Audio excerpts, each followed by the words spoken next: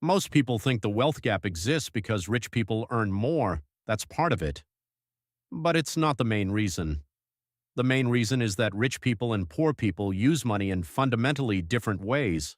And the difference isn't about discipline or luck or even intelligence. It's about assets, the two ways to make money. There are only two ways to generate income in the world. You trade your time for money, or your money makes money for you. Almost everyone starts in the first category. You work, you get paid. Stop working, stop getting paid. The wealthy aren't just in the first category, they've built positions in the second. Their money generates income independently of whether they show up anywhere.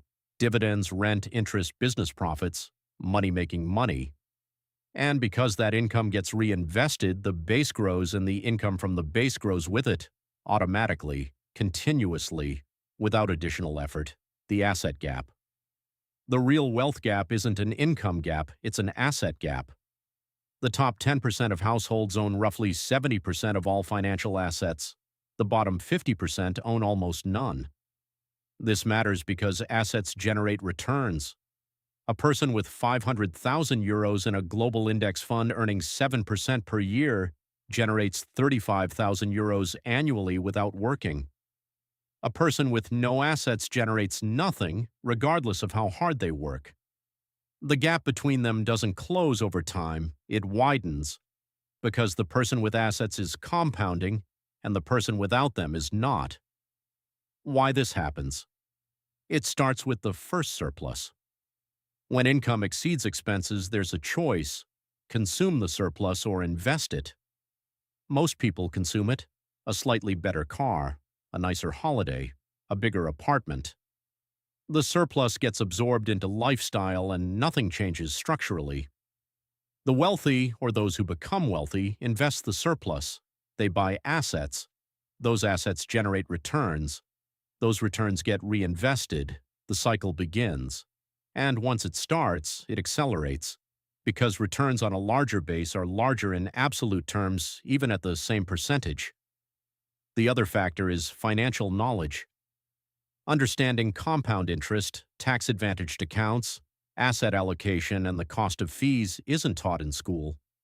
People who grow up around wealth absorb it by proximity. People who don't have to actively seek it out.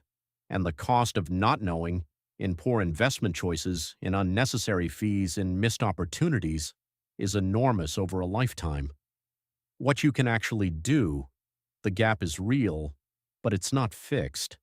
The mechanism that makes the rich richer, assets generating returns that compound over time, is available to anyone with a surplus and a long enough time horizon. You don't need 500,000 euros to start.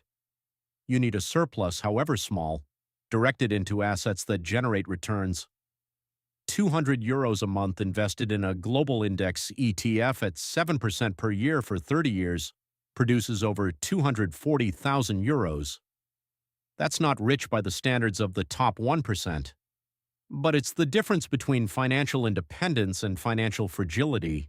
It's the difference between a pension you control and one you hope the government delivers. And it starts with the same decision the wealthy make with every surplus: invest it, don't consume it. The mindset shift.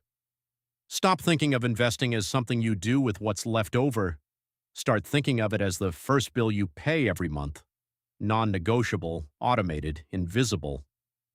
The wealthy don't invest what's left. They spend what's left after investing. That single inversion, applied consistently over decades, is the mechanism behind most of the wealth gap you see in the world today. The system isn't rigged against you, it's indifferent to you. It rewards the people who understand it and penalizes the people who don't. Learning how it works is the first step. Using what you learn is the only one that matters.